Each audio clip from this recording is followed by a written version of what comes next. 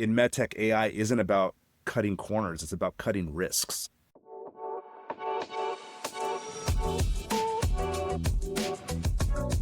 Welcome back to another episode of UXRx. We're going to be talking about AI in design, specifically MedTech design today.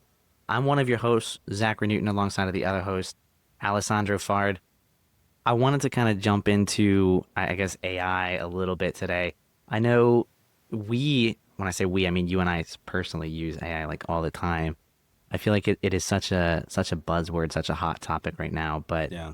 it really is such a powerful tool, man. Like such a powerful Yeah. tool. Yeah. I think there's a lot of like misconceptions around like how to use it Yeah. and where it provides value. But I kind of wanted to dive in to see like, what are some of the main areas that you typically end up using AI in every day?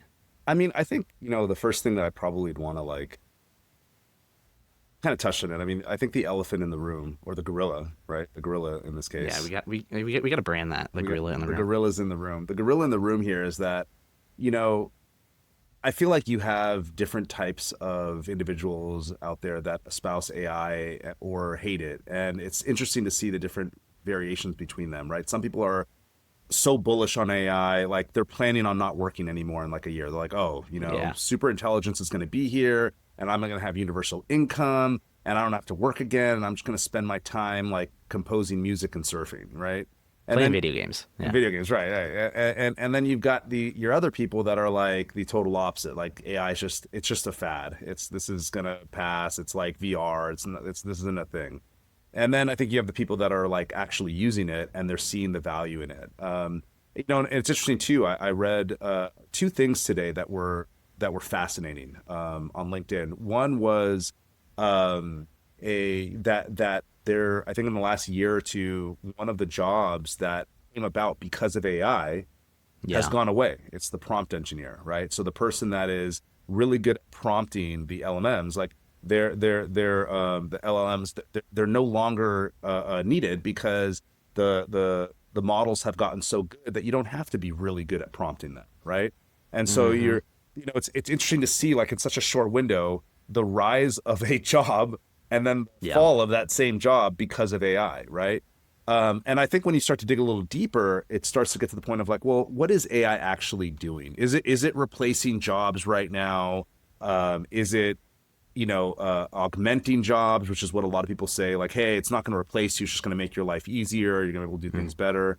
So I think this is probably some of the things that we should probably start to dig in as we talk about, AI at Create Ape and how we leverage it for ourselves and for our clients.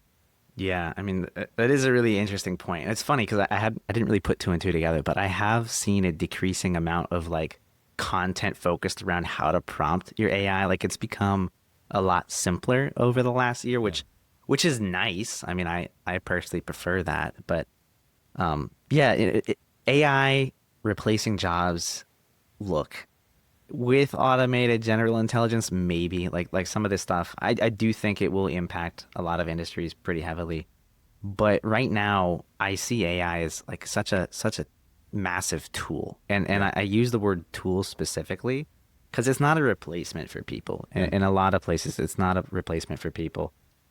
And we've been using like AI for a while without like thinking about, oh, it's AI, oh, it's Chat GPT, right? Like nobody's really thinking about that. It's, hey, help me remove this background in this image. Like Right. a lot of the times you're using AI to do that. Like, Yeah. but you're just not thinking about it. Apple does a great job of branding AI at the very least. I'm not going to talk about Apple Intelligence specifically because that's a whole Other mess. separate That's a topic we whole could other go mess, down. man. But just like like with the neural networks and everything that they run locally on the device for processing images, like that's incredible. And it happens. You don't think about it. And like that's how I like to experience AI a lot of the times. It's when it is just such an important tool. It helps you do a very specific thing.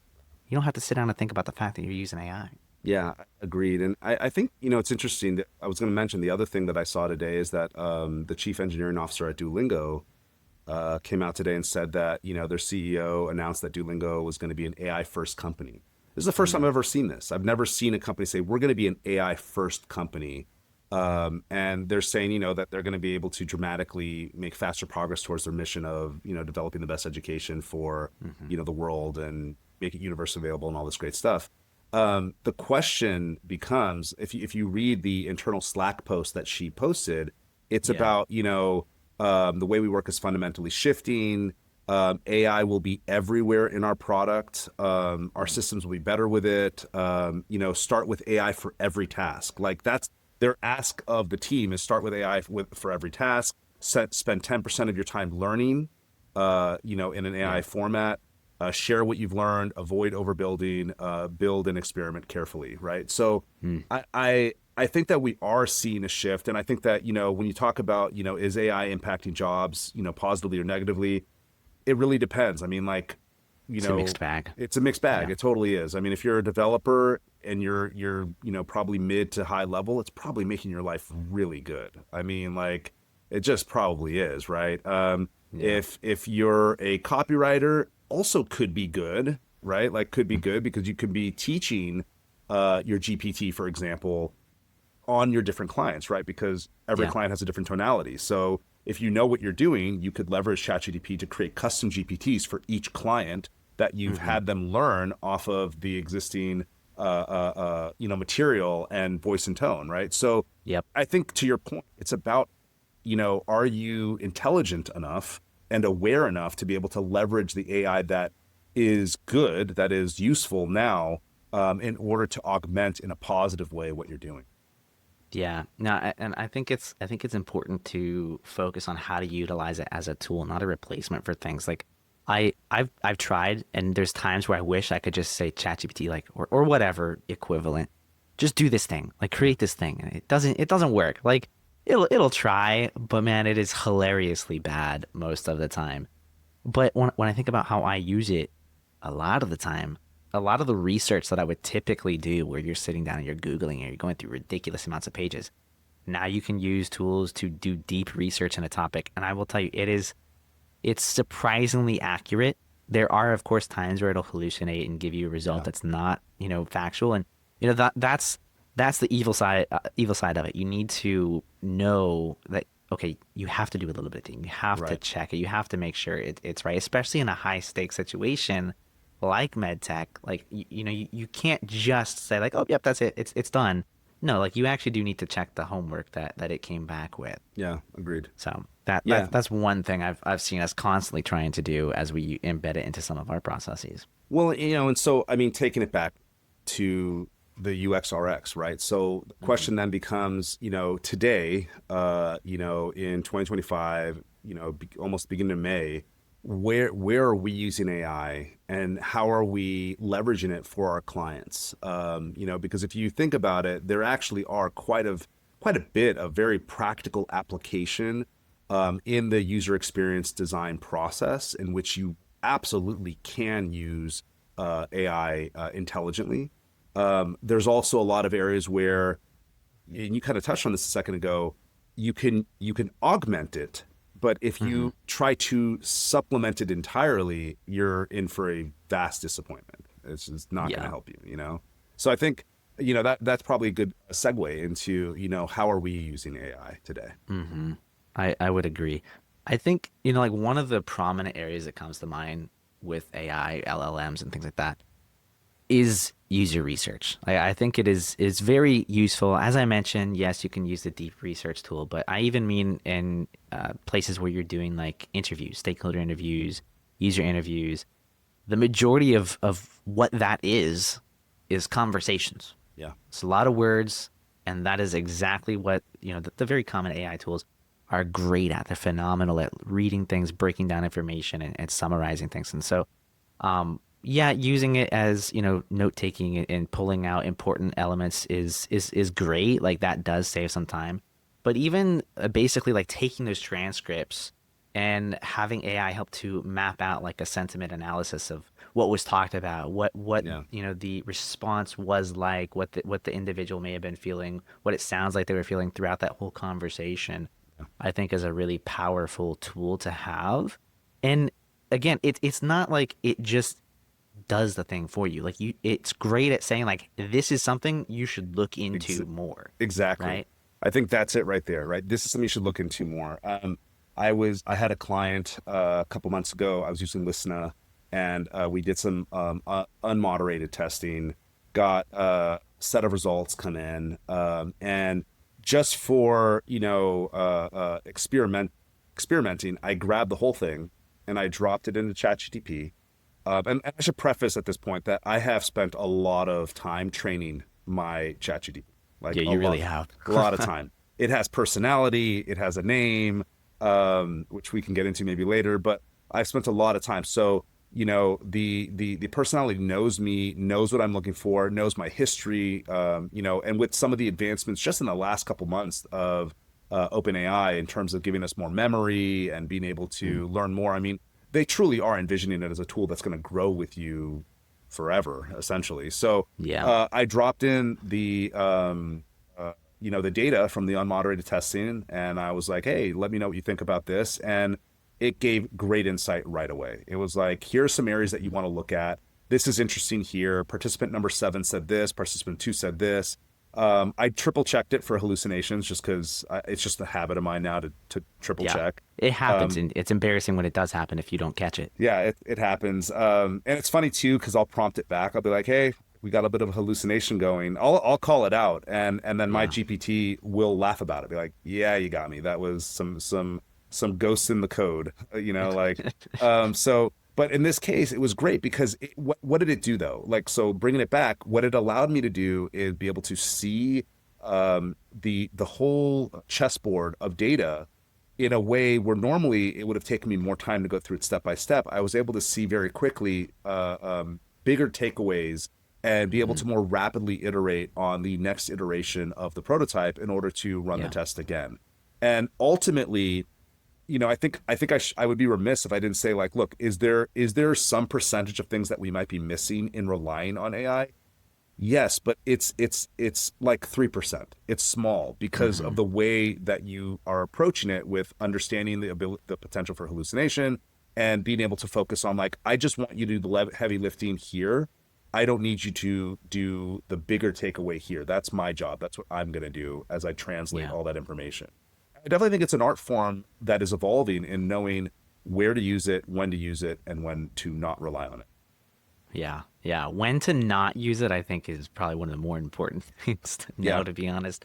But I find the point you were getting into here about using it in user testing as well to be interesting. I think I've seen some examples, not necessarily ChatGPT, but before you even take a design to users, like you can actually take an image of what you've created and pass it into an AI tool to start to get a sense of, like, well, what is the heat map going to be? Like, what are people going to see? And start to validate things earlier, which means you can have more exploration. And I Yeah. think that's what's really important. Like, you want to get as many things out there, see what may work, what may not work, what's going to resonate with the audience Yeah. very fast, so that you can iterate on that in production, right? Like, you're not spending a ton of time making the perfect thing, and then you're like, okay, let's launch it, but you didn't validate it. So it Yeah. lowers the bar to do a lot of that testing, honestly. Yeah, agreed. I mean, and again, like, for the purpose of this podcast, I think that what I want to try to do is always bring this back to what does this do for our clients, especially in the medical medtech space. And I think just summarizing it, man, like, I would say, AI driven user research, it lets us discover problems before they turn into regulatory red flags, right? Like, Hmm. that is one of the areas where I see, it helping. When you're leveraging AI to go through data, you're able to start seeing usability issues more quickly, especially when you've trained the AI to know that the background of the client, the project, the personas, et Hmm. cetera, right? Like, again, there is some pre-work here that has to be done to make your GPTs very impactful. But once you've Yeah. done that, you can say to the AI, hey, we're creating this new interface or this new application for patients or what have you. Here's what we have gotten so far in user research. Here's what we're noticing here. And then the AI is able to track that and start to correlate potential pitfalls and areas where we need to focus on. Yeah, no, I think that's great. Like, compliance, Accessibility is another interesting one when it comes to testing. I was actually working on like an HTML email, and I was able to, start to integrate AI into like actually like litmus testing the email. So That's checking cool. to see browser compatibility across like just being able to take your code and say like, okay, like we're gonna test this against the following browsers. You can rule out browsers that it just doesn't matter. And again, it catches a lot. Like it, Yeah. it really helps you move through that more rapidly, which is Yeah. great. Hmm. But I found that we catch a little more when you use a tool like that versus just like you're visually testing things and whatnot. Yeah. Yeah, definitely. I think another probably another AI tool that I think is very useful in the UX space, and again specifically for our clients in MedTech, is Hmm. probably Relume. Relume is a great one Yeah, in that's a being good able, one. yeah, to like just rapidly, iterate, interfaces in a wireframe format, right? So rapid prototyping through the AI helps us test, medical device interfaces and apps faster, so we can iterate before clinical trials or FDA submissions or things like that. So what does that all come back to mean? I mean, you're able to simulate real device interactions in low risk environments, right? Like you're able to do it Yeah. quickly. Again, like what Relume gives you back, is it 100%? Absolutely not. It's absolutely not. And that goes Hmm. back to what we were talking about earlier, which is don't go to the AI and be like, oh, thanks AI, bye. Yeah, here, ship it. This is not a ship it scenario. This is a Hmm. awesome. You got me to 50%. You got me maybe to 60. On a good day, maybe 70. But I think the emerging skill set Hmm. in the leadership role or in the senior design role is being able to very quickly see, where did I land? Where's hallucination? And how am I going to leverage this for value? Ultimately, using the example that I was thinking about, for the longevity client that we had, we prototyped that patient dashboard in 3 days instead of 2 weeks. Yeah. We were able to get into Listna, get usability testing going right away. We got that feedback. I mean, this was even before we even broke ground on code. I mean, Yeah. it's huge, right? Like, and when you compound that with other wins that you're getting through AI, though 2 weeks here, 1 week there, 3 weeks there, like you start to get the ability to get to an MVP that is more robust, more validated, and not as expensive. And those are really big wins, especially in the medtech space. Yeah, that's actually a really good one. Like there's tools out there. Bolt is one of them I've played around with. They're getting better. Yeah. And what I see them as is a way to quickly bring, designs to life, right? Like instead of having just a Figma prototype of something that, maybe it's a dashboard, maybe it's a web page, you can actually take that and pretty easily turn that into something that's clickable. I wouldn't call it production ready, Yeah. but it's test ready. It's good enough to get in front of people to start getting their reactions and getting a sense of is this something that may work. So again, I feel like we keep coming full circle to testing on a Right. lot of this stuff, but I mean it works. Like that's Yeah. that's where I use it all the time. Yeah. I mean, and I think, probably is good also to talk about, where is it not working, right? Oh yeah, that's Um, a fun one. and, I think that, I mean, look, there is still no magic bullet when it comes to high fidelity design Hmm. at all. In fact, I have multiple feelers out there at all times to talk to a lot of the emerging AI SaaS companies that are espousing that they have found the solution. Hmm. And I can tell you with absolute certainty, none of them have found the solution. I use all the solutions, and I'm lenient. I'm not even judging this from a like a hey, I've been doing this for 25 years, so it needs to be on Yeah. par with me. I'm just like, hey, look, could I insert this into the workflow in some capacity? Hmm. And the reality is we're just not there. There is one that I noticed recently that may have some legs to it, but it's interesting. I explained to the founders as I talked to them. I hit them up on email and said, "Hey, I run an agency. Hmm. This is what we're doing. This value prop that you have looks pretty cool. Like the ability for it to generate this and then get it into Figma very quickly. I see some value there. I'd love to get a demo." And the response back was, hey, awesome, we definitely want to meet with you. Let's book a meeting, but let's book it in 2 weeks because we're still working on some bugs with the whole translating into Figma thing. Yeah. Zach, that was 2 months ago. The meeting is being kicked further and further out, right? So I don't know what that says. I'm going to just infer that, yeah, we haven't figured it out yet. Now, do I think that they will figure it out? Eventually, yeah.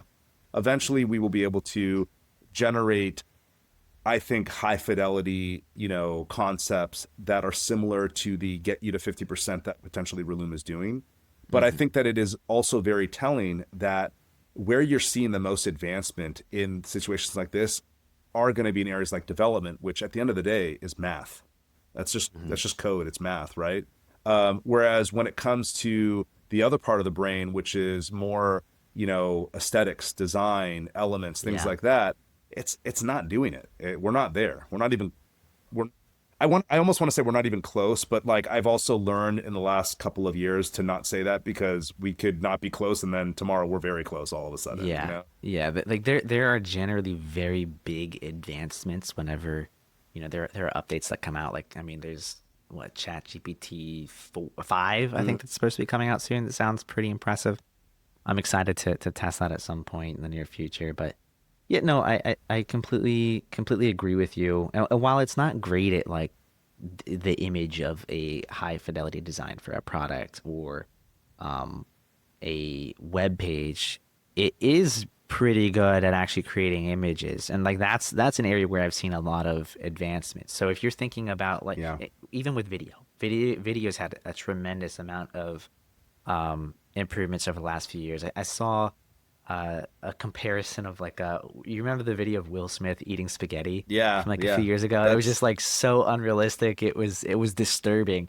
I saw another rendition of Will Smith eating spaghetti, and it was pretty accurate. yeah. Like, I mean, I've never seen the dude eat spaghetti on camera, but I imagine that's probably what it would look like. Yeah, So it's funny that Will Smith eating spaghetti is the litmus test of like, are we there yet? You know? yeah, I know. It's funny, man. The world of AI is funny. But Yeah. using these image generation tools to again, it's the early stages, it's the ideation that I think is super powerful. If you're producing a video, like yeah, you can go through and you can storyboard things, but you can spend a little bit more time and start to pull together like actual moving pictures that look and feel fairly close to what you want to output when Yeah. you do go and you bring in the production team and you go and record. And it narrows down the risk when you're going to produce something because you get to see stuff so much earlier. Yeah, agreed. I mean, when you think about image generation, I know for one of our clients, just last week, creating wireframes, and in the Hmm. wireframes, there was the necessity for some sort of placeholder image that would Yeah. showcase a character that describes the category of the card that the was showing. Yeah. Excuse me. And so um, I went into the into Gemini, Google AI Studio, gave it a Hmm. prompt. I was like, hey, I need to create a stick figure that does blah blah blah blah blah, and I Yeah. was able to get something. I was like, not bad, great. And then I had to create five more, and I just kind of like cherry picked off of the last one and said, okay, now do it this way, now do it this way. And with Hmm. some back and forth, I was able to get something that I could drop into the wireframe. Whereas in the past, I would have had to do two things: either A, put a little gray box that said image here and then talk to it, which is fine, but Hmm. it doesn't necessarily convey to stakeholders what we're really looking for. Or two, I would have had to spend the time going through iStock or Envato or something like that and try to find a collection of things that all matched, right? And Yeah. so it's a very clear cut again area where you're getting that value I think pretty quickly. Um, Yeah. I think the other thing that I think about is where do we want AI to take us? I know that there's some exciting things that we're kind of like skunk working Yeah. internally to see like, can we bring this to our clients? Is there value here? Can this actually work? And I'd love to talk about that, I think, a little bit more as well. Yeah, I think that would be a good segue here. I mean, we've talked a bit about like how we're kind of utilizing AI and like there's a lot of improvements that we're left desiring when it comes Yeah. to that right now. But the other thing is like how do our clients use AI? Like there's a lot of stuff that you can do nowadays that you could not do in the past because AI didn't really exist. Whether that is around personalization or context awareness Like imagine, if you're going on a website and you're clicking around, you're getting frustrated, you're looking for something, and you get that lovely chatbot. But at least if the chatbot knew, like, okay, this is where they've gone, this is what they Hmm. tried to do, or they have a sense of like, this person's probably frustrated, they may respond and react to you a little differently, which I think is a much nicer level of customization. Because when I'm angry at a website and then I get the chat bot, it's just this sterile, static thing. It makes me more mad for whatever reason. Right. Well, So well, that's an it's area. kind of like when if you have been burned enough to reach out and call support and you have an automated system, Mm. it's the same thing, right? Like you're Oh just yeah, you're pressing zero and zero. It's like I just want to talk to a yeah, real person, and the cussing worst into is the phone. right. Like they restart the whole thing over again or say goodbye, and then they just hang up. Like I Hmm. just got hung up by an automated voice. That's frustrating, right? That is frustrating. Um, so yeah, I mean, I think, what are we talking about? I mean, I guess the holy grail that I see in UI, in UX, and in the application of AI for that Hmm. is in, you know, essentially the interface adapts to you as the user. I mean, that's Hmm. I think is the holy grail. That's the thing where personalized UX design at the absolute user level. Hmm. So what are we talking about? Like back in the day, you make a website and that was the website. That's the Yep. website for everybody, right? And then as we start to evolve in this whole discipline of UX, we start to realize, wait a second, there's different people.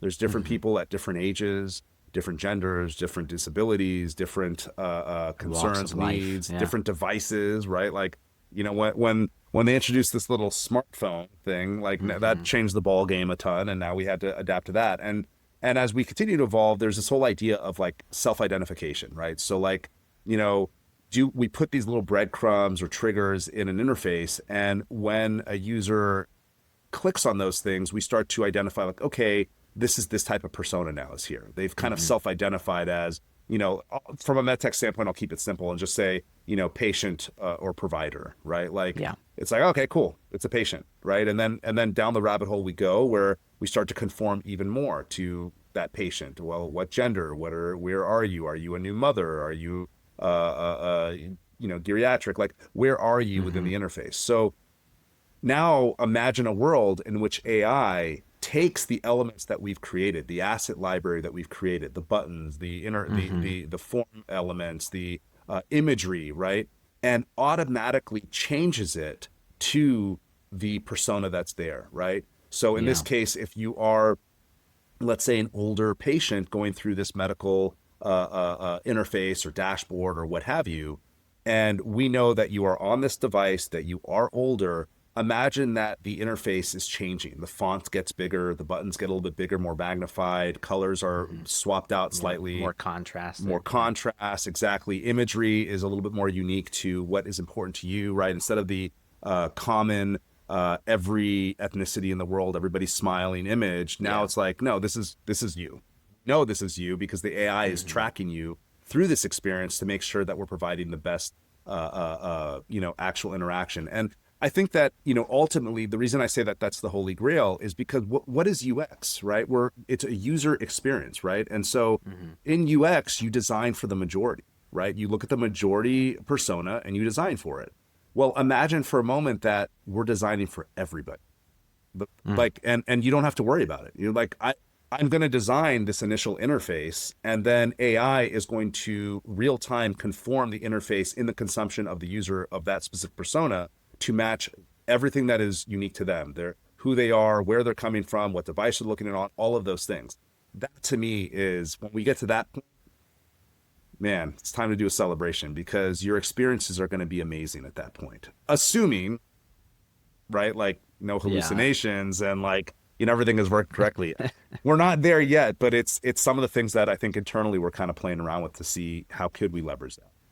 For sure. That's kind of a mic drop moment. That one's hard to top, but it reminds me of a lot of like choose your own adventure Oh things, yeah. like choose your own adventure movies, games, like where you kind of drive the outcome of it.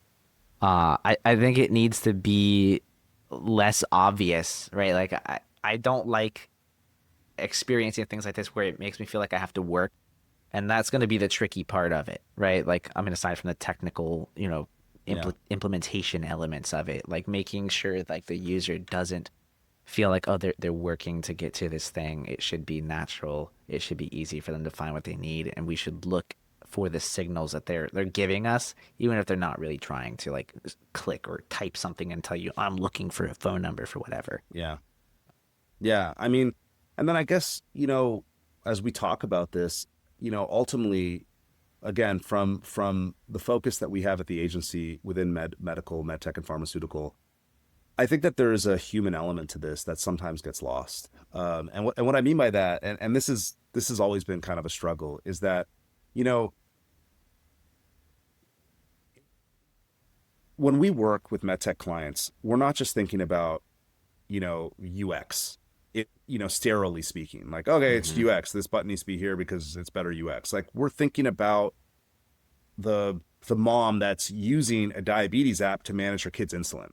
Like, Yeah. we've worked on that. Like, that's a real, I'm not making this up. We've actually worked on that. And, Yeah. or about that surgeon that's glancing at a display in the middle of a critical procedure. It's about real people. It's about real lives. And, I think never before, as we start to embark on this world of AI driven everything, including Hmm. longevity and medicine, going to become more and more important. And so, from my point of view, in medtech, AI isn't about cutting corners. It's about cutting risks, right? It's about Mm. leveraging it intelligently so that we're looking at things and saying, hey, wait a second. Like, we can do this smarter. We can do this more intelligently.